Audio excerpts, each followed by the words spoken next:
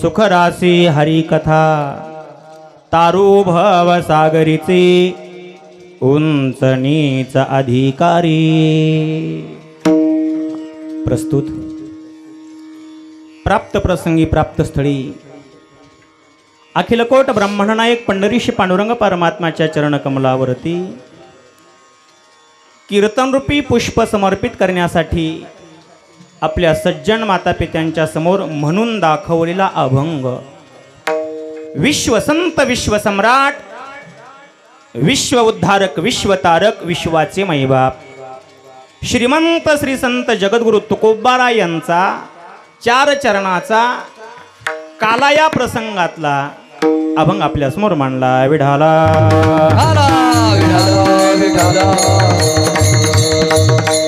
अभंगाचं चिंतन करण्यापूर्वी थोडासा परिहार। परमार्थ प्रेमी हरिभक्त पारायण आदरणीय महादेव काका तिडके यांनी गेल्या वर्षी या वास्तूची अर्थात त्या घराची या ठिकाणी वास्तुशांती केली आणि त्यावेळेला सुद्धा वास्तुशांतीच्या निमित्ताने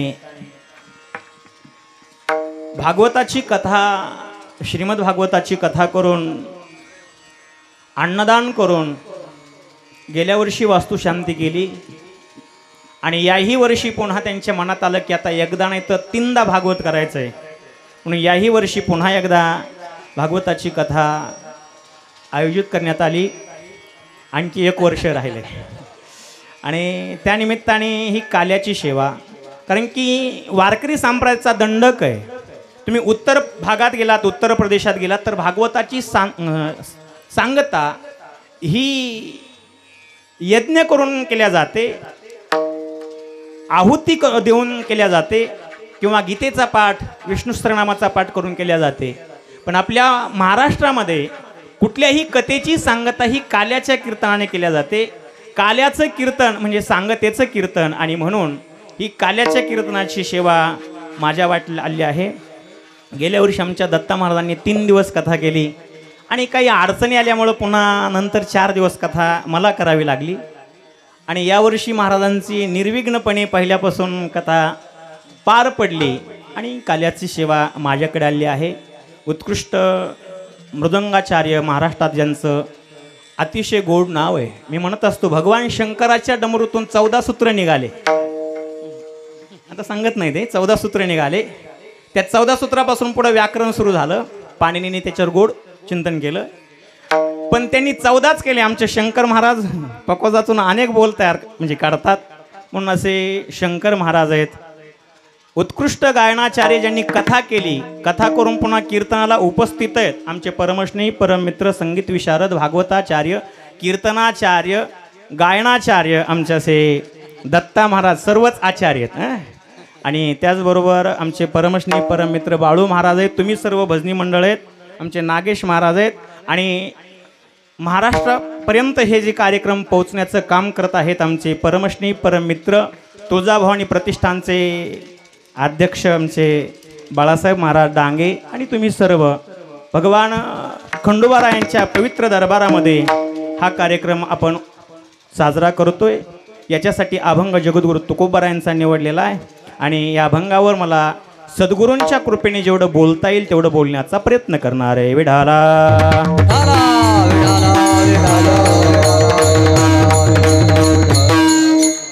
शास्त्र सांगतं किंवा वारकरी संप्रदाय म्हणतो की तुमचा कुठलाही कार्यक्रम असला, 1 दिवसाचा असो, महिन्याचा असो, 7 दिवसाचा असो, कथा रामायण असो, शिवकथा असो, भागवत असो, संत कथा असो, त्याची सांगता ही काल्याच्या कीर्तनाने केल्या जाते। मग या काल्याचे शास्त्राने 3 प्रकार सांगितले। पहिला काला आहे दही भाताचा, दुसरा काला हरिनामाचा आणि तिसरा काला आहे जीव ब्रह्म ऐक्य ज्ञानाचा। 3 काले सांगितले। का सांगितले तर माणसाचं साधारणतः माणसाला 3 शरीर आहेत।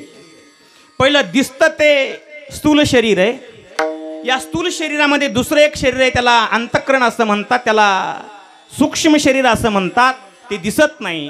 आणि चौथं जे शरीर आहे त्या चौथ्या शरीराला कारण तिसरं शरीर आहे त्या तिसऱ्या शरीराला कारण शरीर असं म्हणतात. विडाला या 3 शरीरासाठी 3 प्रकारचा काला. पहिला काल आहे दही भाताचा, अर्थात 2 पदार्थाचं मिश्रण. दही आणि लाही, लाहीचा काला. दही हे प्रेमाचं प्रतीक आहे आणि लाही हे ज्ञानाचं प्रतीक आहे. प्रेम आणि ज्ञानाचं एकत्रीकरण करणं त्याला काला म्हणतात. 2 पदार्थाचं मिश्रण करणं त्याला काला म्हणतात. मग पहिलं जे शरीर आहे दिसतं ते स्थूल शरीर आहे. या स्थूल शरीराला वाढवायचं असेल, मोठं करायचं असेल, निरोगी ठेवायचं असेल, पोसायचं असेल तर त्याच्यासाठी राम महाराज कशाची गरज आहे? जरी झाला संन्यासी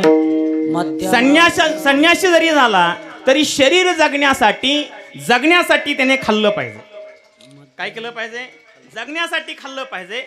काही माणसं जगण्यासाठी खातात पण काही माणसं खाण्यासाठी जगतात.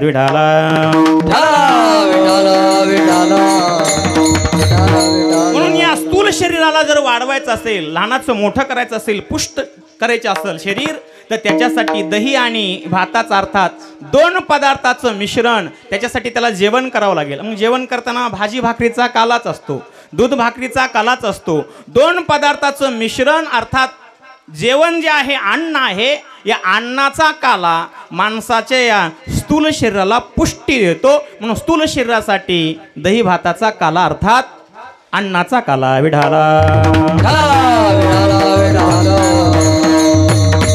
दुसरा जो काला हरिनामाचा, हरी आणि हरीचं नाम या दोन्हीचं ऐक्य करणं, मिश्रण करणं याला हरिनामाचा काला म्हणतात. आणि हा हरिनामाचा काला माणसाच्या सूक्ष्म शरीराला पवित्र बनवतो. सूक्ष्म शरीराला हा काला त्या ठिकाणी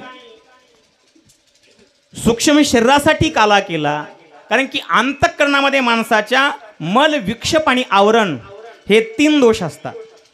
बघा, मल, विक्षेप आणि आवरण सर्वसाधारण विचार केला तर मल हा निष्काम उपासनेने जातो, आवरण हे भगवंताच्या नामस्मरणाने जातं, विक्षेप हा भगवंताच्या नामस्मरणाने जातो. आणि म्हणून सूक्ष्म शरीराला जर पवित्र बनवायचं असेल तर त्याच्यासाठी भगवंताचं नामस्मरण महत्वाचं आहे. अर्थात हरिनामाचा काला, या हरिनामाच्या काल्याने माणसाच्या अंतःकरणातले विकार जातात आणि विकार जाऊन त्या ठिकाणी प्रेमाची पुष्टी प्राप्त होते. हरिनामाचा खिचडी काला, हरिनामाचा खिचडी काला, हरिनामाचा खिचडी काला, हरिनामाचा खिचडी काला. प्रेमे मोहिला साधने, प्रेमे मोहिला साधने, प्रेम मोहिला साधने, प्रेम मोहिला साधने, प्रेम मोहिला साधने, प्रेम मोहिला साधने. हरिनामाचा खिचडी काला, प्रेमे मोहिला साधने, प्रेमे मोहिला साधने, प्रेमे मोहिला साधने. ओ हरिनामाचा खिचडी काला, प्रेमे मोहिला साधने, प्रेमे मोहिला साधने, साधने, प्रेमे मोहिला साधने. अंतःकरणातले विकार घालून अंतःकरणात प्रेम निर्माण करण्यासाठी हा हरिनामाचा काला आहे. आणि तिसरा जो काला आहे तो जीव ब्रह्मैक्य ज्ञानाचा काला. हे जीव ब्रह्मैक्य ज्ञानाचा काला तुमचं आज्ञान रूपी शरीर घालवण्यासाठी, अज्ञान घालवायचं असेल तर त्याच्यासाठी ज्ञान प्राप्त व्हावं लागेल. आणि कोणतं ज्ञान प्राप्त व्हावं लागेल? तो कोहम कथमिदम जातम, मी कोण आहे, कशासाठी आलो, माझं कर्तव्य काय, हे प्राप्त होण्यासाठी जो काला केला जातो त्याला म्हणायचं जीव ब्रह्मैक्य ज्ञान. कारण की ते ब्रह्म आणि मी आम्ही दोन्ही एक आहेत, ब्रह्मामध्ये आणि जीवामध्ये भेद नाही, याला म्हणायचं तिसरा काला. तुका म्हणे काला, तुका म्हणे काला रे, तुका म्हणे काला, तुका म्हणे काला. कोठे अभेद देखिला, कोठे अभेद देखिला, कोठे अभेद देखिला, कोठे अभेद देखिला.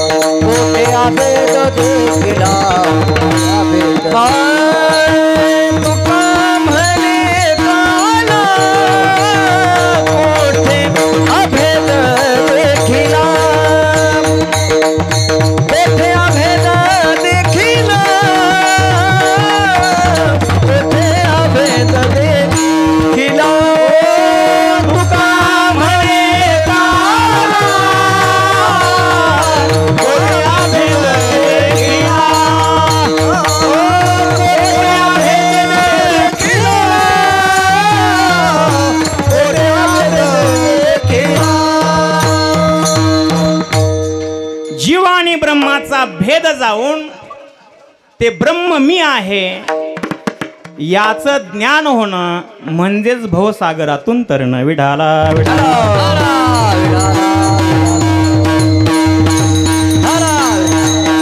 आणि अशा भवसागरातून तरायचं असेल तर त्याच्यासाठी साधन काय त्याचा विचार जगद्गुरु तुकोबाराय आजच्या अभंगामध्ये करतात. विठाला.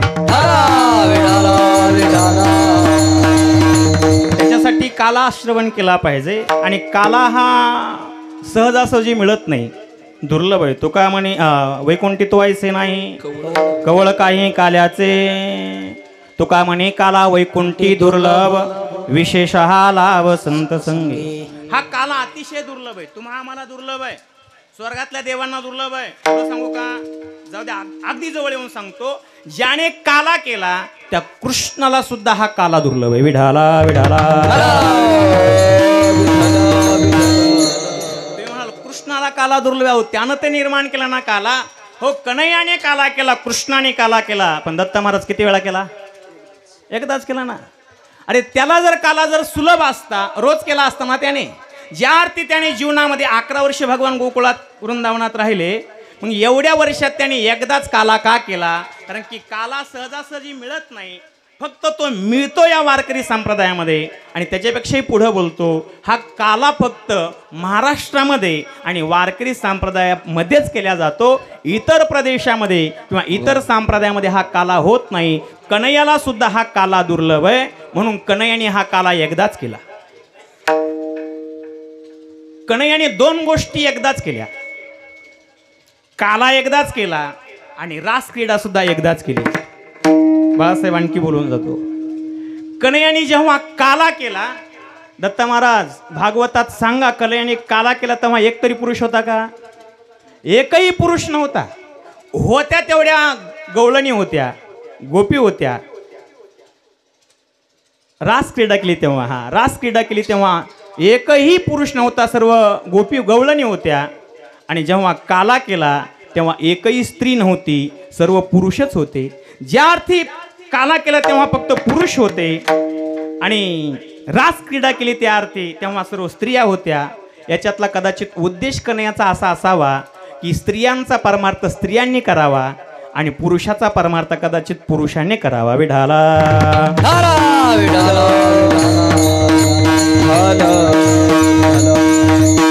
असा हा काला जीव ब्रह्म ऐक्य ज्ञान करून देणारा काला, अर्थात भवसागर तरुण नेणारा काला, अर्थात जन्म मरणाची परंपरा संपवणारा काला. आणि जन्म मरणाची परंपरा कारण की जन्म आणि मरण तर हे राशीला पुजलेलंच आहे. जगात काही जरी नाही झालं तरी 16 संस्कारापैकी एक संस्कार मात्र पक्का आहे. कोणता? मरण. मरण हा संस्कार पक्का आहे. आणि त्यातले त्यात आमच्या महाराज लोकांनी हा आणखी पक्का करून ठेवला. कारण की एखादा माणूस मेल्यानंतर कीर्तन करायचं आम्ही सांगतो ना, म्हणजे आणखी आठवण राहते. बाकीच्या संस्काराची आठवण कदाचित राहते किंवा नाही राहते, कदाचित बाकीचे संस्कार घडतात किंवा न घडतात, पण मरण नावाचा संस्कार नक्की घडला जातो.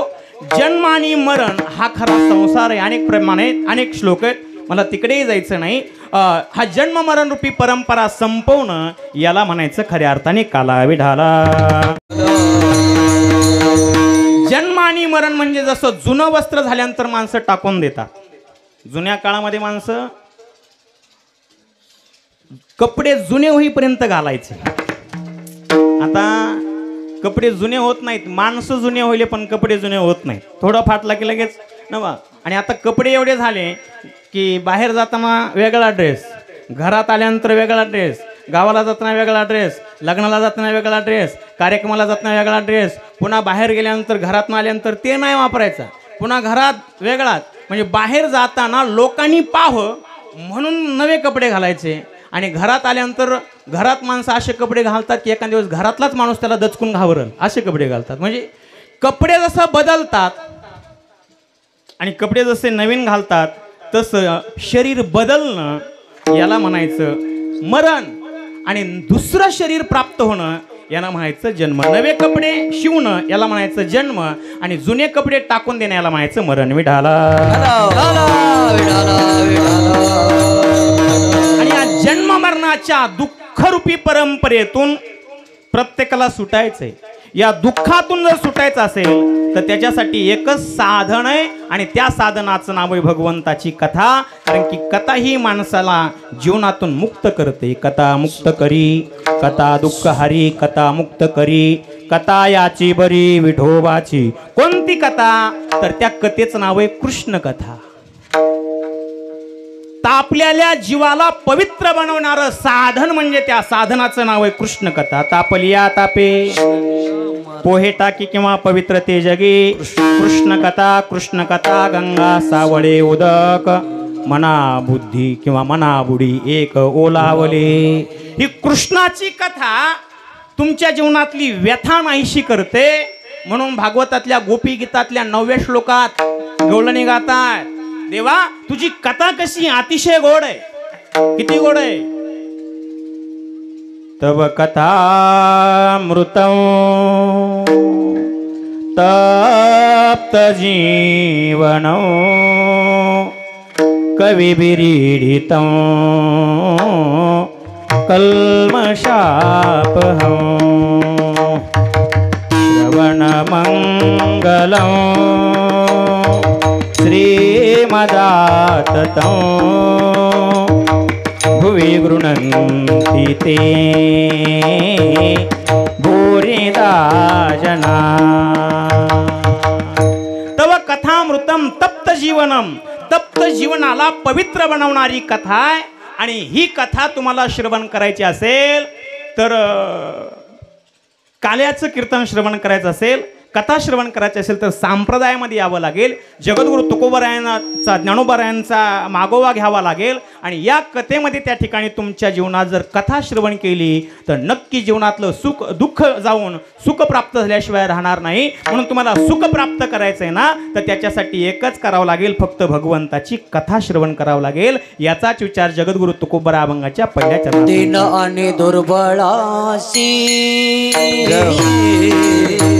आणि दुर्बळासी, दीन आणि दुर्बळासी, दीन आणि दुर्बळासी, दुर्बळासी, दीन आणि दुर्बळासी, दीन आणि दुर्बळासी, आणि दुर्बळासी, आणि दुर्बळासी, सुखरासी हरि कथा, सुखरासी हरि कथा, तारो भव सागरिते, तारो भव सागरिते, सुखरासी हरि कथा, सुखरासी हरि कथा, तारो सागरिते, तारो सागरिते.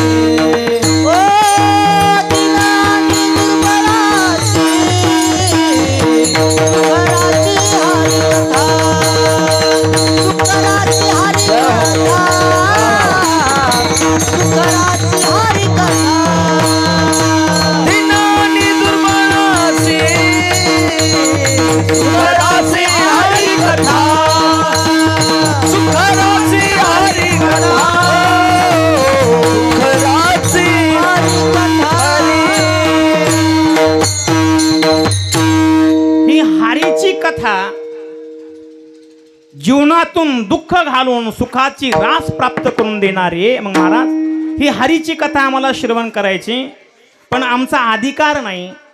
कदाचित आम्हाला श्रवण करण्यासाठी वेळ नाही. कदाचित आम्ही दीन असल्यामुळे किंवा कथा श्रवण करण्यासाठी आम्ही दुर्बळ असल्यामुळे कथा आम्ही श्रवण करू शकत नाहीत. महाराज म्हणले, अरे खरं सांगू का, जे दीन आणि दुर्बळ आहेत ना त्यांच्यासाठीच ही कथा आहे. विठाला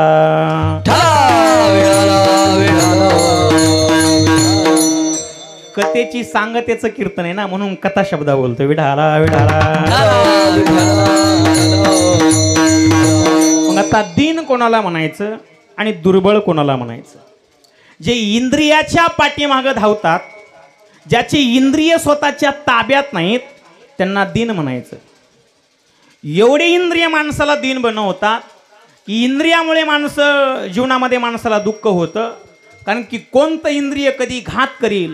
तप करणाऱ्या माणसाला इंद्रियाची भीती असं शास्त्रकार बोलताय. तपेंद्रिय भयं किंवा तुकोबऱ्यांचं सुद्धा वचन आहे. तपाशितो मन करू पाहे घात धरोणी सांगात इंद्रियांचा. भागवतात गोड कथा आहे सौभरी नावाच्या ऋषीची. सौभरी नावाच्या ऋषीने हजारो वर्ष तपश्चर्या केली आणि अंतःकरण वृत्ती नेत्र इंद्रियाच्या द्वारे यमुनेच्या पाण्यात गेली आणि त्या पाण्यातलं माशाचं मैथून पाहिलं आणि यांना सुद्धा लग्न करायची इच्छा झाली. अर्थात हजारो वर्ष केली तपश्चर्या वाया गेली. मानधाता नावाच्या राजाच्या मुलीबरोबर लग्न केलं. पुढचा भाग मोठा आहे म्हणून मला सांगायचं एवढं, हजारो वर्ष केली तपश्चर्या सुद्धा इंद्रियामुळे वाया गेली. म्हणून ज्याची इंद्रिय ताब्यात नाहीत.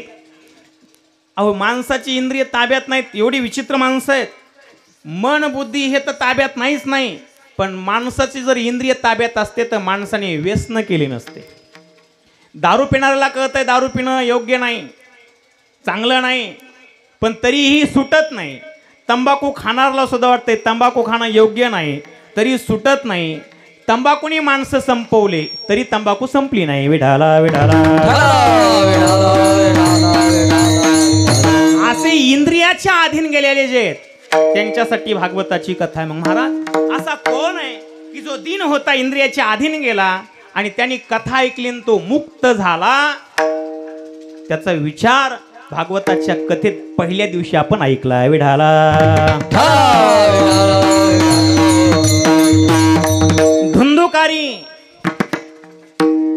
धुंदुकारी विषयाच्या पाठीमागे गेला आणि पंच वेश्या स्पर्श रूप रस गंध हे 5 विषय घरात घेऊन आला आणि या विषयाच्या अधीन गेल्यामुळे एवढा अधीन गेला की चोरी करू लागला, डाकू बनला. शेवटी त्या स्त्रियांनी मारलं, खड्डा खांदून पुरून टाकलं आणि पिशाच्या योनीमध्ये गेला. त्या स्त्रिया निघून गेल्या, भूत योनीमध्ये गेला आणि पुन्हा उद्धार व्हावा म्हणून तळमळू लागला. उद्धार कसा होणार? गोकर्ण तिथे आला. गायीपासून जन्मलेला मुलगा गोकर्ण आला. गोकर्णाला वेगवेगळ्या भीती दाखवू लागला. शेवटी गोकर्णाने विचारलं कोण आहेस तो? त्यावेळेला त्याने सांगितलं महाराज मी तुमचा भाऊ आहे, मला माझा उद्धार करा. गोकर्णाने उद्धार करण्यासाठी अनेक लोकांना विचारलं की माझ्या भावाचा उद्धार कसा होईल. त्यावेळेला कोणीच सांगितलं नाही. शेवटी गोकर्णाने सूर्याला थांबवलं आणि सूर्याला विचारलं सांगा सूर्यनारायणा माझ्या भावाचा उद्धार कशाने होईल. त्यावेळेला सूर्याने सांगितलं श्रीमद भागवतम. अरे भागवताची तू कथा कर. भागवताची जर कथा केली तर नक्की तुझा भाऊ उद्धरून गेल्याशिवाय राहणार नाही. आणि पुन्हा गोकर्णाने भागवताची कथा त्या धुंदुकारीसाठी केली जो धुंदुकारी दीन झाला होता, इंद्रियाच्या पाठीमागे गेला होता, इंद्रिय त्याच्या ताब्यातून बाहेर गेले होते आणि म्हणून इंद्रियाच्या ताब्यात जाऊन 5 विषय तो भोगत होता. असा दीन असणारा धुंदुकारी भागवताची कथा श्रवण करून पिशाच्य असणारा धुंदुकारी सुद्धा मुक्त होतो. अशी ही दिनाला सुद्धा भागवताची कथा मुक्त करते. म्हणून महाराज म्हणतात दिनानी दुर्बळासी दिन आणि दुर्बळासी दिन आणि दुर्बळासी दिन आणि दुर्बळासी सुख रासी हरी कथा सुख रासी हरी कथा सुख रासी हरी कथा सुख रासी हरी कथा सुख रासी हरी कथा सुख रासी हरी कथा हो दिनानी दुर्बळासी सुख रासी हरी कथा सुख रासी हरी कथा सुख रासी हरी असणारा दिन कथेने उद्धरून जातो. मग महाराज दुर्बळ कोण? ज्याच्याकडे बल होतं, शक्ती होती, सामर्थ्य होतं. नोहे जो राजा होता पण त्याला कळालं आता तू 7 दिवसात मरणार आहेस. बल असून सुद्धा दुर्बळ झाला, काही करू शकला नाही. ऋषीपुत्राने शाप दिलाय. राजा होता, वैभव होतं, पाहिजे त्या गोष्टी होत्या. ऋषीपुत्राने शाप दिला होता, त्याच्या अंगात एवढं बल होतं तरी तो मृत्यूवर विजय प्राप्त करू शकला नाही. आणि म्हणून मृत्यूवर विजय प्राप्त करण्यासाठी त्याने विचार केला, राज्याचा त्याग केला आणि राज्याचा त्याग करून गंगेच्या काठावर जाऊन बसला. आणि गंगेच्या काठावर जाऊन बसल्यानंतर प्रत्येकाला विचारला, सांगा मी काय करू, माझा उद्धार कशाने होईल, कारण की माझ्यात बल आहे पण मी दुर्बळ झालोय, माझ्याकडे राज्य आहे, वैभव आहे, संपत्ती, सर्व गोष्टी आहेत, पण मी आता या काळावर मृत्यूवर विजय प्राप्त करू शकत नाही, मला या मृत्यूवर विजय मिळवायचा आहे, मी आता दुर्बळ झालोय, काय करू सांगा. हजारो लोकांना विचारलं, कोणीच काही सांगितलं नाही. त्यावेळेला शुकाचार्य महाराज तिथे येत आहेत. तत्र आगद भगवान व्यासपुत्रो हो, व्यासपुत्राच्या रूपात भगवान येतात आणि त्या परीक्षितीला भागवताची कथा सांगतात. आणि भागवताची कथा सांगून दुर्बळ झालेला परीक्षिती तरुण जातो. म्हणजे ही कथा दिनाला सुद्धा आणि दुर्बळाला सुद्धा सुखाच्या राशीची राशी प्राप्त करून देणारी कथा. म्हणून महाराज म्हणतात, दीनानी दुर्बळासी सुख राशी हरी कथा. मग महाराज अशी ही हरीची कथा सुखही देते, लौकिक सुखही देते आणि पारलौकिक सुखही देते. जन्म मृत्यूच्या फंद्यातून सुद्धा ही कथा तुम्हाला तारू शकते. आणि ही कथा तारत असताना उंच नीचपणा पाहत नाही, अधिकार पाहत नाही, तो कुठल्या श्रेणीतला आहे, किती विद्वान आहे, कुठल्या यवनीतला आहे, कुठल्या जातीतला आहे, कुठल्या धर्मातला आहे, त्याची लायकी काय, त्याची पात्रता काय, त्याची विद्वत्ता काय, तो शुकाचार्यासारखा संत आहे, ब्रह्मज्ञानी आहे का, हे सुद्धा पाहत नाही. आणि त्या ठिकाणी एखादा पशु पक्षी आहे का, हे सुद्धा पाहत नाही. तिच्याजवळ उंचपणा नाही आणि नीचपणा त्या कथेपशी नाही. नक्की ती भवसागरातून तारल्याशिवाय राहत नाही. अभंगाचं दुसरं चरण. तारुभव सागरीचे, तारुभव सागरीचे, तारुभव सागरीचे, तारुभव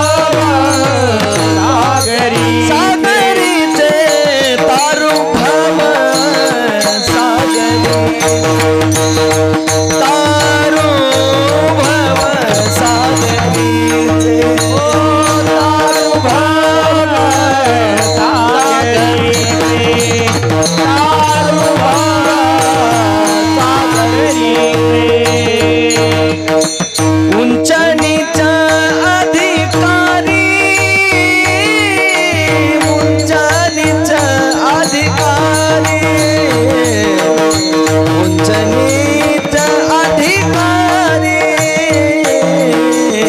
उंच नीच अधिकारी, तारुभव सागरीचे, तारुभव सागरीचे, उंच नीच अधिकारी, उंच नीच अधिकारी, उंच नीच अधिकारी, उंच नीच अधिकारी, तारुभव सागरीचे, तारुभव सागरीचे, ओ तारुभव सागरीचे, उंच नीच अधिकारी, उंच नीच अधिकारी, उंच नीच अधिकारी, तारुभव सागरीचे, उंच नीच अधिकारी, उंच नीच अधिकारी, उंच नीच अधिकारी. ही हरीची कथा श्रवण केल्यानंतर नक्की तारते. आणि तारत असताना तो अधिकारी आहे का, कारण की वेदांताच्या श्रवणासाठी अधिकारी लागतो, पण कथा श्रवणासाठी अधिकाराची गरज नाही. सकळांशी येते आहे अधिकार, कलियुगी उद्धार हरीच्या नामे. यारे यारे लहान थोर, याते भलत्या नारी नर, करावा विचार न लगे चिंता कोणासे. इथे अधिकार लागत नाही. बिना अधिकाराची कथा तुम्ही श्रवण केली तर नक्की ती तुम्हाला मुक्त करू शकते, तारू शकते. मग महाराज ही आम्हाला कथा श्रवण करायची, ही कथा आम्हाला गायची, या कथेचा उच्चार करायचा, पण नेमकी आम्ही कोणती कथा श्रवण करावी, कोणती कथा गावी, कोणत्या कथेचा उच्चार करावा. कारण की देवाने अनंत चरित्र केले, अनंत त्याचे अवतार आहे, त्याचं चरित्र सुद्धा अनंत आहे. मग असं अनंत चरित्र असणारं नेमकं त्या चरित्रापैकी कोणती कथा मी ऐकली पाहिजे, कुठली कथा ऐकली पाहिजे, कोण्या काळातली, कोण्या देशातली, कोण्या युगातली कथा ऐकली पाहिजे, याचा विचार जगद्गुरु तुकोबराय अभंगाच्या 3ऱ्या चरणात सांगितला. चरित्र ते उच्चारावे, चरित्र ते उच्चारावे, चरित्र ते उच्चारावे, चरित्र ते उच्चारावे, चरित्र ते उच्चारावे, चरित्र ते उच्चारावे, चरित्र ते उच्चारावे, चरित्र ते उच्चारावे. गेले देवे गोकुळी, गेले देवे गोकुळी, तारू भावा सागरी, तारू भावा सागरी. गेले देवे गोकुळी, गेले देवे गोकुळी, भावा सागरीचे, तारू भावा सागरीचे. केलंय या गोकुळातल्या चरित्राचा उच्चार करायचा. गोकुळातल्या चरित्राचा जर उच्चार केला तर भगवान परमात्मा नक्की तुम्हाला तारल्याशिवाय राहणार नाही. आपला जवळजवळ नियोजित वेळ संपत आलेला आहे, पण आणखी अर्धा तास घेतो, चालेल ना? 1:30 पर्यंत, म्हणजे 1:30 आहे की नाही, 1:30 घेतो. विढाला विढाला विढाला विठ्ठल विठ्ठल विठ्ठल विठ्ठल. महाराज ही कथा आम्हाला तारेल, कृष्ण चरित्र आम्हाला तारेल. महाराजांनी सांगितलं नक्की तारेल. मग पण हे तरण्यासाठी काय करावं लागेल? महाराजांनी सांगितलं काही नाही, फक्त तुला त्या चरित्राबद्दल आवड धरावी लागेल. तुला जर आवडीनं जर तू ते चरित्र गायलं, आवडीने भावे हरिनाम गासे, तुझी चिंता त्यासी सर्व आहे.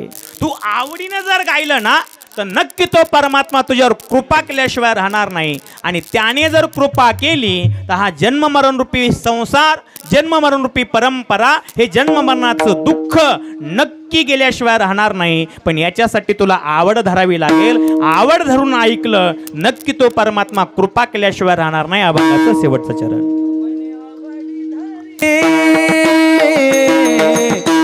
म्हणे आवडी धरी, म्हणे आवडी धरी, तुका म्हणे आवडी धरी, तुका म्हणे आवडी धरी, तुका म्हणे आवडी धरी,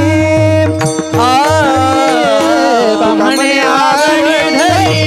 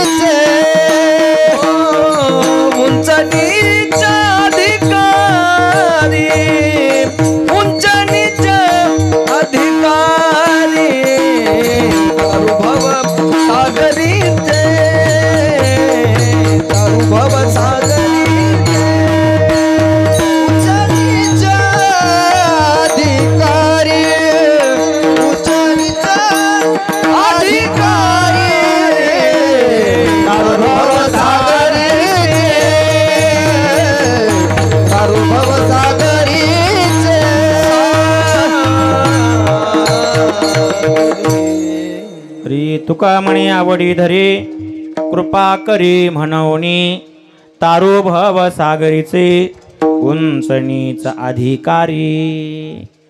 अभंगाच्या भाव आपल्या वेळेमध्ये सांगण्याचा प्रयत्न केलाय. एकदा विठोबा रुक्माईचं भजन होईल आणि नंतर उरलेल्या वेळेमध्ये देवा दे देवा जगत्रय जीवा परेशी केशवा विनंती माझी वाणी तुझे वर्णे गुणनाम ऐसे दे प्रेम काही कळा.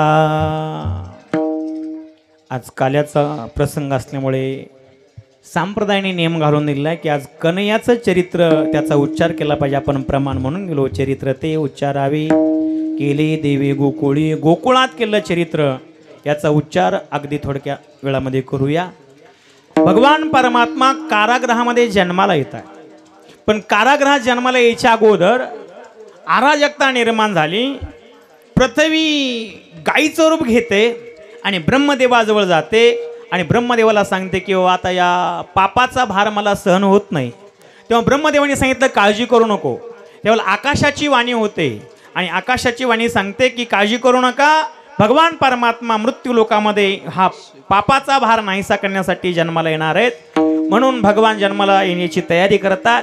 इकडं कंस हा पद्मावती नावाच्या राणीचा आणि उग्रसेन नावाच्या राजाचा मुलगा. उग्रसेन आणि पद्मावती, या पद्मावतीचं सौंदर्य एवढं सुंदर होतं.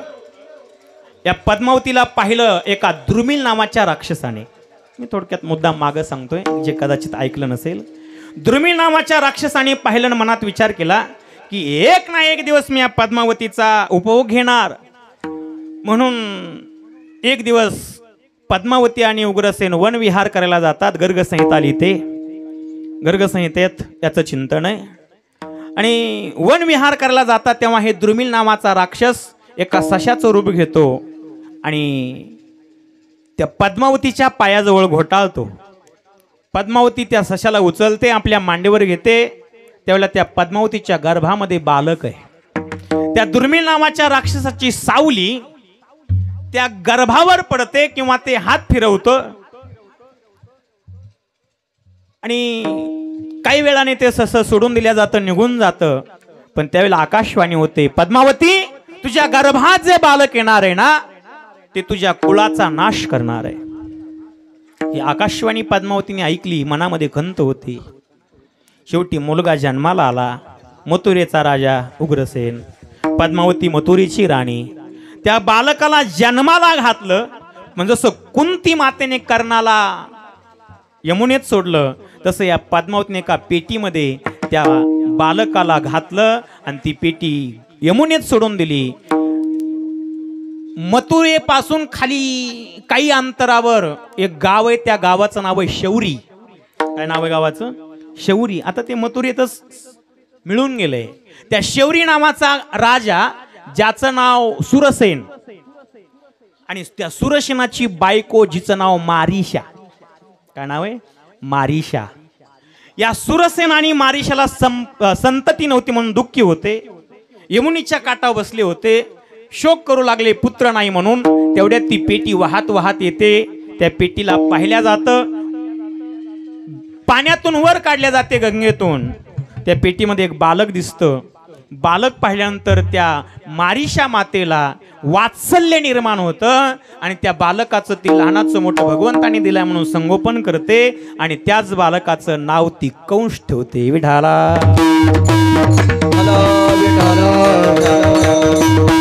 हे गर्गसंहितेत आहे बरं का. कथाकारानं कीर्तनकारानं कोणती कथा कोण्या ग्रंथात आहे हे सांगितलं पाहिजे. नुसती कथा सांगतात माणसं, नका प्रमाण सांगू दत्ता महाराज, नका त्या ठिकाणी ओवी सांगू, नका एखादा श्लोक सांगू, पण ही कथा या ग्रंथात आहे एवढं जरी सांगितलं तरी ऐकणाऱ्याला ते पुन्हा पाहण्यासाठी बरं होतं. म्हणून हे सांगितलं पाहिजे. नाही तर काही काही सुंबळे नुसत्या कथा सांगतात, प्रमाण सांगत नाहीत. हे सांगितलं पाहिजे. म्हणून ही गर्गसंहितेत कथा ही गर्ग ऋषींनी लिहिली. मी अगदी थोडक्यात मांडतोय. त्या बालकाला लहानाचं मोठं केलं. ते बालक तरुणपणात आलं आणि तारुण्यात त्यांनी ताकद मिळवली, अनेक मित्र बनवले. पण त्याला एक दिवस नारदाच्या द्वारे कळालं की अरे तुझा बाप मथुरेचा राजा उग्रसेन तुझा बाप आहे. आणि उग्रसेन बाप आहे असं ऐकल्याबरोबर थोडंसं मनामध्ये विचार केला, कारण की तो जन्मताना मूर्ख जन्मला होता. आणि माणसं आमचे गुरुवर्य सांगत असतात, मूर्ख आणि शंख दुसऱ्याने फुंकल्याशिवाय वाजत नाहीत. याला नारदाने फुंकलं आणि फुंकल्यानंतर हा वाजू लागला. वाजता वाजता मथुरेत गेला, आपल्या बापाला धरलं, कारागृहात टाकलं आणि स्वतः तो मथुरेचा राजा बनला. कंस. त्याच्यानंतर त्याला पुढे 10 मुलं झाले वगैरे वगैरे. विस्तार खूप मोठा भाग होतात, आपण त्याचं चिंतन करून आलो. राजा बनला. पण राजा बनत असताना त्याच्या सख्या बहिणीचे लग्न झाले. आणि चुलत बहिणी होत्या, त्याच्यातही चुलत बहिणीचेही लग्न झाले. फक्त एकच राहिली होती शेवटी, देवकी. आणि त्या देवकीचं लग्न करायचं होतं, पण लोकांनी मला मानावं. लोक उद्या म्हणतील, बघा बापाला कारागृहात टाकून राजा बनलाय, म्हणून लोकांना मानावं, लोकांचे तोंड बंद व्हावेत, म्हणून काहीतरी केलं पाहिजे. म्हणून चुलत बहिणीचं लग्न ठरवलं. पण ही चुलत बहीण द्यायची कोणाला? लक्षात आलं, मारीशा आणि सुरसेन ज्यांनी मला सांभाळलंय त्यांना 10 मुलं नंतर झाली होती. त्याच्यातला मोठा मुलगा ज्याचं नाव वसुदेव. आणि वसुदेवाला मुलगी द्यायचं ठरवलं. का मुलगी दिली वसुदेवाला? या वसुदेवाच्या आईने मारीशाने आणि सुरसेनाने आपल्याला सांभाळलंय. त्यांच्या ऋणातून उत्तीर्ण होण्यासाठी वसुदेवाचे अगोदर लग्न 6 झाले असताना सुद्धा ही देवकी नावाची मुलगी वसुदेवाला द्यायची ठरलं. पटकन लग्न झालं. कीर्तनात होत असतं, लग्न पटकन झालं. पण रथ हाकू लागला तेव्हा आकाशाची वाणी झाली. आणि आकाशाच्या वाणीने सांगितलं, आश्चस्तोष्टमो गर्भो वहसे हन्यते बुधाहा. हे मूर्खा, 8वाईचा पुत्र वदिल तुझसी. हा 8वा मुलगा तुला मारणार आहे. ऐकलं, क्रोध आला, हातात तलवार घेतली आणि देवकीला मारायला जाणार. तेव्हा वसुदेवाने हात धरला आणि सांगितलं, वा तुला 8 मुलं मारणार आहेत ना, 8वा मारणार आहे ना, मग मी एक काम कर, 8 मुलं होईपर्यंत तू आम्हाला कारागृहात ठेव, 8 मुलं तुला मी आणून देतो. ठरल्याप्रमाणे कारागृहात टाकलं आणि पहिला मुलगा जन्माला आला. आणि पहिला मुलगा जन्माला आल्या वसुदेवाने ठरल्याप्रमाणे कंसाला नेऊन दिला. कंसाने तो मुलगा हातात घेतला. पण मनामध्ये भाव निर्माण झाला, अरे मला तर 8वा मारणार आहे ना, हा तर पहिला आहे, या पहिल्याने माझं काय बिघडवलं, म्हणून पहिला वापस दिला. पण तेवढ्यामध्ये नारद भेटले आणि नारदानं सांगितलं, अरे 8वा मारणार आहे, पण खालून 8वा का वरून 8वा? गणितात कधी कधी एखादा मागही होऊ शकतो, गणितात एखादा कधी कधी पुढेही जाऊ शकतो, गणितात कधी कधी एखादा मागं होतो किंवा एखादा वाढू शकतो किंवा एखादा कमी होऊ शकतो. तुझं गणित पक्क नाही, गणितात कधी कधी कमी होऊ शकतो सुद्धा, एक कमी होतो सुद्धा. म्हणून सांगितलं, अरे 8वा नेमका पहिला 8वा का शेवटचा 8वा? म्हणून या बालकाला मार. नारदाने त्याला मारायला लावलं. का मारायला लावलं? विचार केला, हा जर नाही मेला तर याचं पुण्य संपणार नाही आणि पाप उदयाला येणार नाही. आणि पाप जर नाही उदयाला आलं तर भगवान अवतार घेऊन याला मारणार नाहीत. पुण्य सारावया भेटे देव ऋषी वदी बालकाशी ठेवू नये. पहिला मुलगा जन्माला आला, त्याला मारलं, ज्याचं नाव कीर्तिमान. दुसरा जन्माला आला, ज्याचं नाव सुसेन. तिसरा जन्माला आला, ज्याचं नाव भद्रसेन. चौथा जन्माला आला, ज्याचं नाव रुजू. 5वा जन्माला आला, ज्याचं नाव समर्दन. 6वा जन्माला आला, ज्याचं नाव विठाला विठाला. सर्व एवढं लक्षात नाही राहत हा. आणि म्हणून 7वा जन्माला आला, 7वा रोहिणीच्या गर्भातला नेला, देवकीच्या गर्भातला नेला आणि रोहिणीच्या गर्भात नेऊन घातला. इथं जाता जाता एक शंका सांगतो आणि पुढे जातो. रोहिणीच्याच गर्भात का नेऊन घातला? वसुदेवाला बायका किती होत्या? 8 का 7 बायका होत्या. रोचना, इला, पौरवी, भद्रा, रोहिणी अशा 7 बायका होत्या. मग प्रत्येक एक गर्भ जर मागल्या 6 बायकाच्या गर्भात रोहिणीचा जसा घातला तसा घातला असता तर वाचले असते का नाही? मग का नाही घातले? 6 गर्भ का मारले? बलराम दादलाच का वाचवलं? याचा विस्तार तुम्हाला देवी भागवतात ऐकायला मिळेल. विढाला विढाला आपलं एकच झालंय आहे का नाही? देवी भागवतात त्याचा विस्तार आहे. म्हणून 7वा गर्भ रोहिणीच्या गर्भात नेला, त्या 7व्या गर्भाचा जन्म झाला आणि 8वा गर्भ आता देवकीच्या गर्भात आलाय. आणि स्वर्गातले देव भगवंताची स्तुती गातात. सत्यव्रतम सत्यपरम त्रिसत्यम सत्यशेवणीम निहतम च सत्यम सत्यसे सत्यम मृत सत्यनेत्रम सत्यात्मकम त्वाम शरणम प्रपन्ना. आणि भगवान अष्टमीच्या तिथीच्या दिवशी देवकी मातेच्या पुढे प्रगट होतात. 8 वर्षाचे भगवान आहेत. शंख चक्र आणि गदा पद्म हातात घेतलेले. आणि 8 वर्षाचे भगवान देवकीच्या समोर प्रगट झाले. विठाला विठाला भगवंतार लिहितायत तमाद्भुतम बालकम अंबुजक्षणम चतुर्भुजम शंख गदायुधायुधम श्रीवत्सलक्षम गलशोभी कौस्तुभम. भगवान परमात्मेने 4 हात आहेत, 8 वर्षाचं रूप आहे, देवकीच्या पुढे प्रगट आहेत आणि देवकीला म्हणतात माँ देख माँ मैं तेरा बेटा बनकर आया हूँ माँ मुझे अपने गोदी में ले लो माँ मुझे एक बार अपना दूध पिला लो माँ. देवकी माँ कहती है अरे पैदा हुआ बेटा कभी 8 साल का होता है क्या, तो माँ मुझे क्या करना पड़ेगा, तुझे और छोटा बनना पड़ेगा. भगवान 7 वर्षाचे होत आहेत. आई आता घे ना मांडीवर, आता दूध पाजना, आता मुलगा म्हणना. देवकी म्हणते अरे जन्मालेला मुलगा कुठं 7 वर्षाचा असतो का, मग काय करू. लहान हो भगवान 6 वर्षाचे होतात, आणखी लहान 5 वर्षाचे होतात, आणखी लहान 4 वर्षाचे होतात, आणखी लहान 3 वर्षाचे होतात, आणखी लहान 2 वर्षाचे होतात, आणखी लहान 1 वर्षाचे होतात, आणखी लहान 6 महिन्याचे होतात, आणखी लहान 3 महिन्याचे होतात, आणखी लहान 2 महिन्याचे होतात, आणखी लहान 15 दिवसाचे होतात, आणखी लहान 8 दिवसाचे होतात, आणखी लहान 4 दिवसाचे होतात, आणखी लहान 2 दिवसाचे होतात. आणि देवकीला म्हणतात माँ देख अभी मैं बहुत छोटा बन गया हूँ माँ मुझे अपने गोदी में ले लो माँ मुझे एक बार अपना दूध पिला लो माँ मुझे अपने आंचल से ढक लो माँ. देवकी माँ कहते हैं अरे पैदा हुआ बेटा तो इतना बड़ा नहीं होता, तो कितना होता है, बहुत छोटा होता है, तो माँ मुझे क्या करना पड़ेगा, और छोटा बनना पड़ेगा. भगवान आता जन्मलेल्या बालकासारखं होतात आणि देवकीला म्हणतात आई बघ आता तू जसं सांगितलं तसं मी झालो ना, आता मांडीवर घे. देवकी माँ म्हणते अरे जन्मलेला मुलगा कुठं 4 हात घेऊन येतो का, तू 4 हात घेऊन आला, चतुर्भुजम 4 हात घेऊन आला. भगवान 2 हात घालवतात. पुन्हा म्हणतात माँ देख अभी मैं बहुत छोटा बन गया हूँ माँ मुझे अपने गोदी में ले लो माँ मुझे एक बार अपना दूध पिला लो माँ. देवकी माँ कहती हैं अरे पैदा हुआ बेटा कभी बात नहीं करता, तो बात करता है, तो माँ क्या करना पड़ेगा. अरे पैदा हुआ बेटा तो रोता है, तो माँ मुझे रोना पड़ेगा. हाँ प्रभु ये तो संसार का नियम है, जो इस संसार में आता है उसे तो रोना ही पड़ता है, और वो नहीं रोया तो उसे रुलाया जाता है. आई मला रडावं लागेल पण मी रडलो असतो बघ, पण मामा उठेल आणि मामाने जसे माझे 6 भाऊ मारले तसं मला मारील. म्हणून आई मी आता वसुदेव बाबाला काहीतरी बोलणार आहे. आणि म्हणून वसुदेव बाबाकडे भगवान पाहतात आणि वसुदेव बाबाला बोलतात बाबा अहो बघता काय, मला इथून उचला, इथून जवळच गोकुळ नावाचं गाव आहे, नंदाचं घर आहे, त्या नंदाच्या घराला मला ठेवा आणि त्यांची मुलगी जन्मली त्या मुलीला इथं घेऊन या, नंदाच्या घराला मला घेऊन चला. नंदाच्या घराला नंदाच्या घराला मदने गोकुळा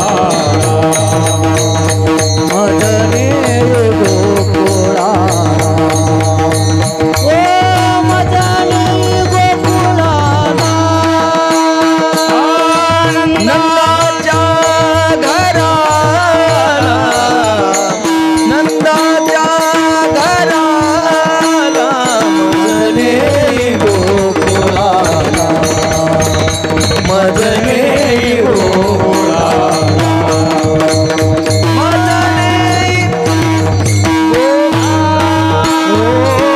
माया उपजली तेथे माया उपजली तेथे देवी माझ्या आणि येथे देवी मज आणि येथे नंदाच्या घराला नंदाच्या घराला मदने गोकुळा मदने गोकुळा ओ मदने गोकुळाला नंदाच्या घराला नंदाच्या घराला मदने गोकुळाला मदने गोकुळाला मदने गोकुळाला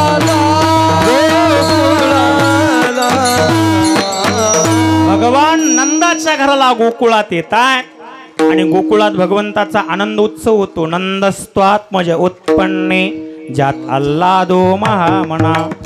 भगवान परमात्म्याचा जातकर्म संस्कार होतो आणि 6व्या दिवशी मावशी येते. कोणती मावशी. अहो बकीयं स्तनकालकूटं जिगंसयाप्ययदप्य साध्वीं लेभे गतिं धातृचितान्तत्वन्यं कं वा दयालुं शरणं व्रजेम। पुतना मावशी येते, त्या पुतना मावशीचा भगवान 6व्या दिवशी उद्धार करतात। हळूहळू भगवान आता वाढतात, भगवान आता 3 महिन्याचे होतात। तृणावत येतो, शकटभंजन येतो आणि भगवान वाढत वाढत वाढत आता मोठे होऊ लागले आणि मोठे झाले भगवान आता गोकुळात चोऱ्या करू लागले। रांगत असतानाच भगवान चरित्र करू लागले। रांगत रंगणी चोरीत लोणी धावणी धरिती गवळणी, आणि गवळणी यशोदेच्या अंगणामध्ये गराणे सांगायला येऊ लागल्या। आता गराण्याचं प्रकरण वारकरी संप्रदायाने खूप रंगवलंय। माझ्या नामदेव महाराजांनी, जगद्गुरु तुकोबरायांनी, संतांनी रंगवलंय। भागवतात याचं चिंतन अगदी थोडं आलंय। गराणे सांगायला येतात, अनेक गवळणी गराणे सांगतात, पण त्या गराणे सांगण्याचे कारण काही सुरदाजी देत आहेत। गराणे का सांगत होत्या गवळणी, अगदी 1 ते 2 दोह्यामध्ये सांगतो थांबतो। पहिल्यांदा गवळणी गराणे सांगितले, यशोदेने ऐकून घेतले। यशोदेने सांगितलं माझा मुलगा चोर नाही, पण तुम्ही सांगताय ना ठीक आहे, आणि तुम्ही सांगता म्हणून विचारते। आणि शेवटी कृष्णाला विचारलं का रे तू चोऱ्या करतो म्हण। भगवंतांनी सांगितलं कोण म्हणलं, अरे या गवळणी सांगतायत ना आई, या गवळणीचं तू काय ऐकते?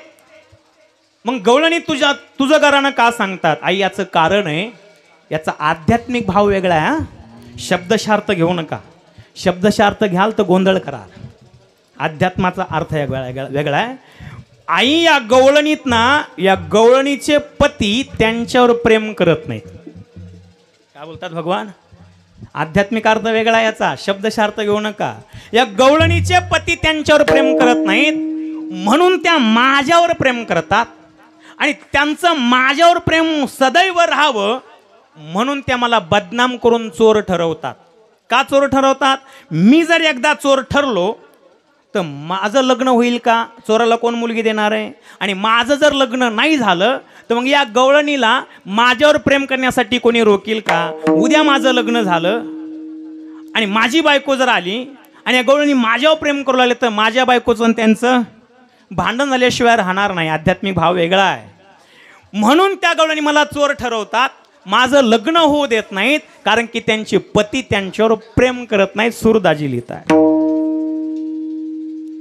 इनके पति यारो न करे, मैं तस्करे साह, चोर नाम मेरा धरियो, मेरा होने न देंगे ब्याह।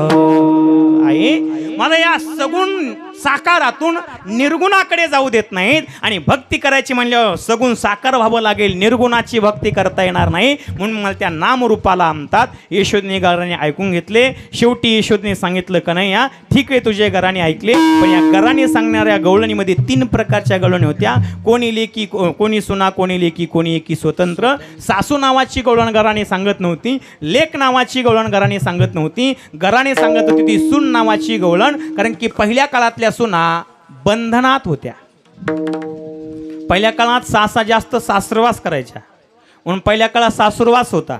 पहिल्या काळात मुलीचं लग्न जमलं की मुलगी अशी दुश्चित राहायची, 4-8 दिवस कोणाला बोलत नव्हती, व्यवस्थित जेवायची नाही, तिच्या मनामध्ये भाव असायचा माझं आता लग्न होणार आहे, मला मालक कसे मिळतील, घरदार कसं मिळेल, सर्वात महत्त्वाचं जिच्या हाताखाली मला नांदायचं आहे ती माझी सासू कशी मिळेल, ती विचारात असायची। सासू कशी मिळेल, माझं नान्न होईल का नाही, लागण का नाही, असा विचार करायची। आता काळ बदलला, आता सून विचार करत नाही, आता जिच्या मुलाचं लग्न झालंय तीच विचारात असते। आता 2 दिवसांनी मुलाचं लग्न होणार आहे, आणि लग्न झाल्यावर घरी येणारं वादळ कसं येणार आहे,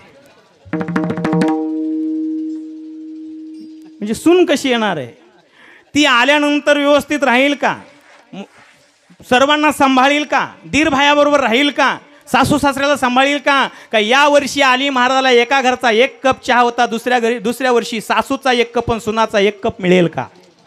आता चिंता लागून राहिली कोणाला? सासूला। कशाची? सुनाची। पहिल्या काळात सासाने सासरवास केला, आता सासरवास राहिला नाही, आता कोणता वास सुरू झाला? सुनरवास सुरू झाला, फक्त इथल्या सुना सोडून। विठा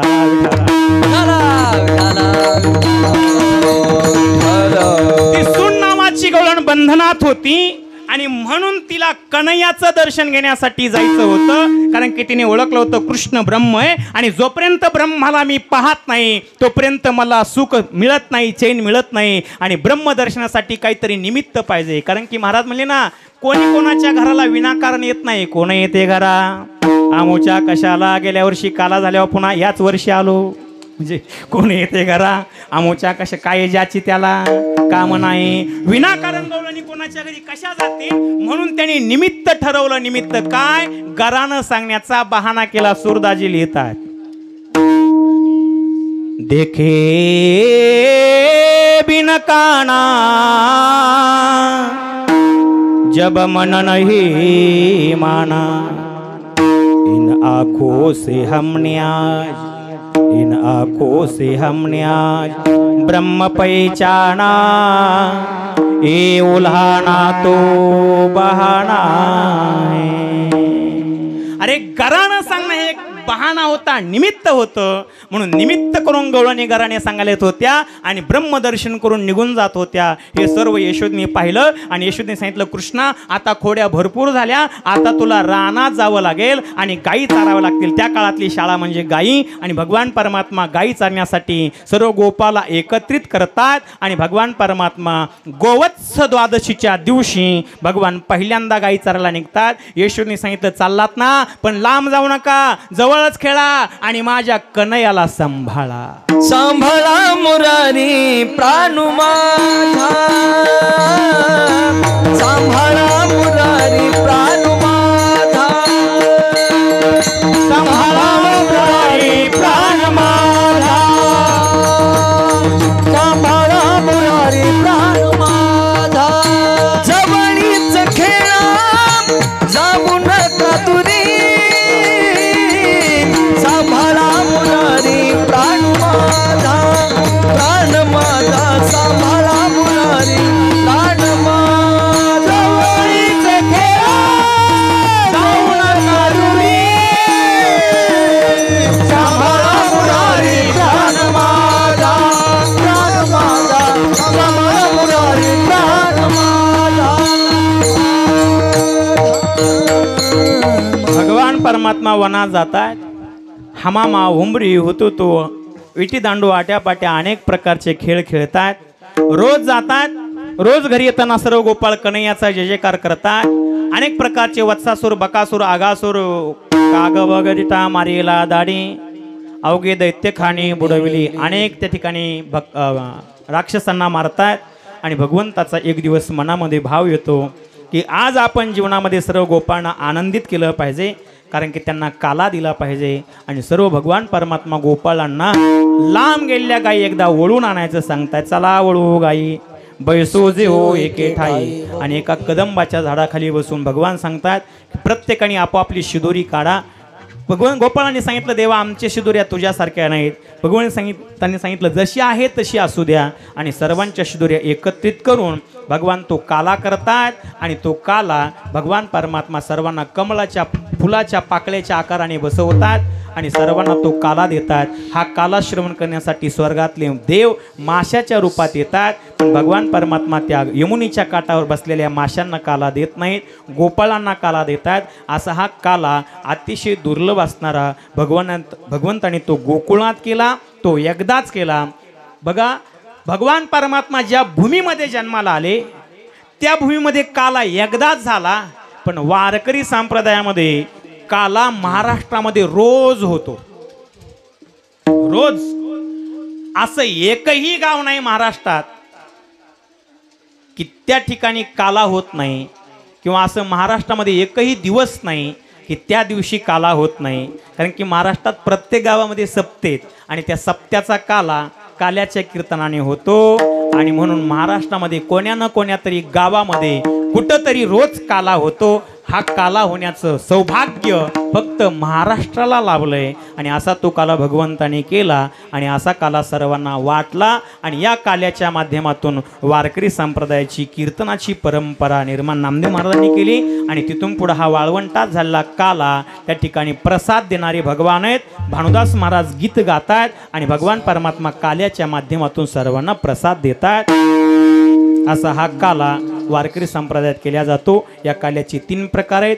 जीव ब्रह्माचा ऐक्य काला, हरिनामाचा खिचडी काला आणि दही भाताचा काला. 3 प्रकारचे शरीर आहेत. 3 प्रकारच्या शरीराला हा 3 प्रकारचा काला त्या ठिकाणी सांगितला. या 3 प्रकारचा काला, दही भाताचा काला विशेष नाही, हरिनामाचा काला विशेष आहे आणि हरिनामाच्या काल्यापेक्षाही जीव ब्रह्म ऐक्य ज्ञानाचा काला हा काला विशेष आहे. आणि म्हणून मानव जन्माला आल्यानंतर त्याचा काला व्हावा, अर्थात मी ब्रह्म आहे, मी जीव नाही, या दशेवर तो जाणं याचं नाव आहे काला. आणि असा काला जीवनामध्ये होण्यासाठीच मानवी शरीर आहे. ज्ञानेश्वर माऊली.